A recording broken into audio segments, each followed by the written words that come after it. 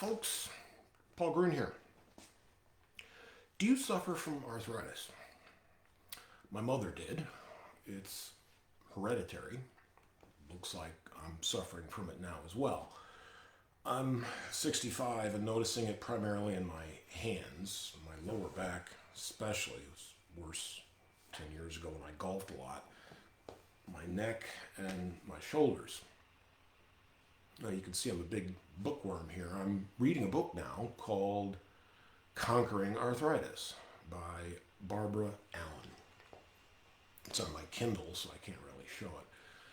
She tells her story and many of others of people who have completely overcome their arthritis. I thought some other people might find this of interest. She has a website of the same name, all one word, conqueringarthritis.com, but I thought maybe I could tickle you with some of the material from the book. First off, there's many different forms of arthritis. She hasn't really talked about this in the book, at least not that I've gotten to yet, and I'm 2/3 of the way through it. The CDC website, of all places, says there's over 100 different types of arthritis, and there's all sorts of links to other sites and such.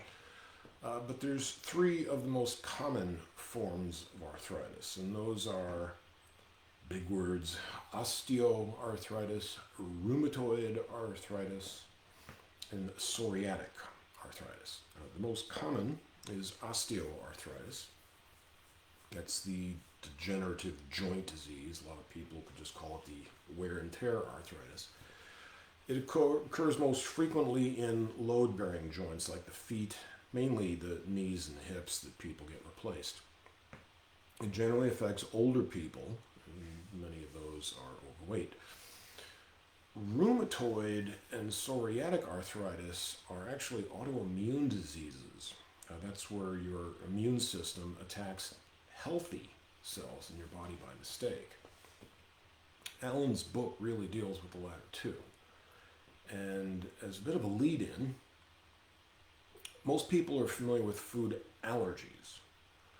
Now that's where a small amount of food, whether it's peanuts or in the case of my wife, hard shellfish, causes a near immediate response and inflammation, something you need an EpiPen for. I mean, with my wife, it was so bad, I couldn't eat shellfish, because if I kissed her or touched her, she'd have a problem. But food sensitivity is different. Food sensitivity is where the reaction is not apparent until hours or even days later. And unfortunately, the skin tests that are very reliable in revealing food allergies are unreliable in identifying food sensitivities. And the reason this is important is because in Allen's book, she covers how food sensitivities can cause arthritis and how you can test for food sensitivities. But the list of problematic foods tends to vary from one person to the next. It can actually vary depending upon blood type. And there's even a whole book on just that. It's called Eat Right for Your Type. That's by Dr. Peter J. Diadoma. Now, I don't have that one. She just mentioned it in her book. And unfortunately, a lot of people's favorite foods are often the culprit. And a lot of the foods that trigger arthritis are the same ones that may have triggered childhood allergies. And food sensitivities often run in families. But it all boils down to this. If you eliminate the food causing your problem, your body will heal itself. Now, one of the main factors causing food sensitivities is leaky gut syndrome. Now, that's been written about a lot. Dr. Stephen Gundry has written about that, and I've got his book on my Kindle called The Plant Paradox. He goes into this a lot. And leaky gut is where food passes either totally or partially undigested through the small intestine and into your bloodstream.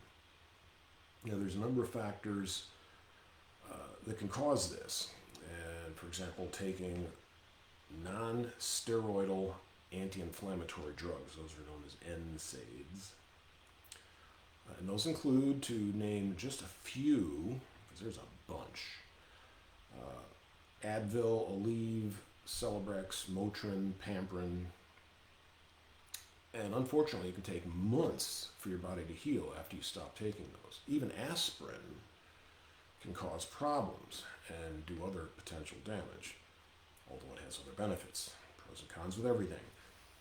It's also important to avoid, this is going to kill me here, alcohol in all forms, because alcohol increases the permeability of the intestinal wall. Now, again, this one's going to be difficult for me. I've admittedly been a pretty heavy drinker all my adult life, and I've been a home brewer of beer, wine, and cider for over 2 decades, but I am willing to give this a go. It's also important to avoid anti-ulcer drugs, things like antacids, even antibiotics. They kill your gut biome, and diets that are high in simple carbohydrates. There is now a blood test. It's called an ALCAT, A-L-C-A-T. I don't know what it stands for. Doctors can have that done to see if leaky gut is a problem for you and what may be causing it. But an effective treatment is just to avoid certain foods. In fact, the most effective treatment and the quickest test of all is to start by fasting. There's entire books on that as well. She's got a whole chapter in her book, and I've got another book on my shelf, actually. It's a hard copy. The Complete Guide to Fasting by Dr. Jason Fung. That was a really good book. I used that a year ago when I lost weight. So, juice fasting. Juice fasting, actually, that's the quickest recommended way for rather than a total fast. And as far as juice fasting, we're not talking about orange and apple juice, not commercial sort of stuff. Those have way too much sugar and other additives. It would just be horrible for trying to do this. Recommended juices are carrot juice, cabbage juice, and celery juice. I've never even heard of a couple of those. You actually have to buy a commercial juicer to do these, and I bought one yesterday. I'll be doing this. And we've got the carrots, the cabbage, and the celery. Now, the main disadvantage of fasting is mainly emotional. People have a lot of wrong preconceived notions about fasting. It's really not as hard or as frightening as you might think. Again, there's entire books on this to help you through it. This book has a whole chapter on how to do this, and you might also enjoy reading Jason Fung's book, again, The Complete Guide to Fasting. But what he's talking about is losing weight fasting. This one is more focused on the arthritis aspects, so there's some subtle differences. Fung says you can do coffee, and here you can't. Now, other than a total fast or juice fasting, you can start with a diet that avoids known problem foods for you. Just avoid them for at least a week, and then slowly introduce them one at a time, one day at a time, one a day. And that ALCAT blood test can help identify your foods to start with. But again, that's not mandatory. Whether you're fasting or going with a limited diet, it's important to eliminate a lot of other things, and it's a long list, such as vitamins. There's nothing wrong with vitamins. It's usually all the other things that are in the pill along with that. And mineral supplements, kind of same thing. Most medicines, although obviously talk to your doctor before you do this. I mean, can you do away with them for a week? Sugar, caffeine, smoking, and alcohol. Now, I realize that's a daunting list. Life may not seem possible or even worthwhile without some of that stuff. But if arthritis is a serious problem for you, just think of the payoff. Eliminating your pain. I'm willing to do this now. For some people, it's best to wean yourself off certain things like caffeine and sugar. You don't want to just go cold turkey off some of that. And throughout all this, it's important to keep a food journal because you want to track what you're adding and how you're responding to that, both physically and mentally. Now, the book goes into plenty of detail on fasting, limited diets, and how to reintroduce foods. Another item that can cause leaky gut is lectins. Those are a protein. Gundry covers a lot of that in his book, so there's similarities here. It helps to eliminate what are called nightshade vegetables. Those are things like tomatoes, eggplant, and white potatoes. Other problematic foods can be soybeans, peanuts, lentils. You can cook those in a pressure cooker to break down the lectins. Rice and corn for some. Now, I've got a young friend, he's the son of a good friend of mine, who he found out the hard way, the really hard way, that he can't eat anything with any form of corn. It's a real problem for him, and it took him some time to find that out. A lot of doctors aren't aware of these things. He can't eat basically most commercial or processed food, not even condiments like ketchup.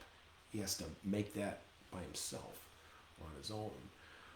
Once again, the book is called Conquering Arthritis by Barbara Allen, and her website is the same name, all one word, Conquering Arthritis. So if you've stuck around this long, if arthritis is an issue for you, you might want to check that out.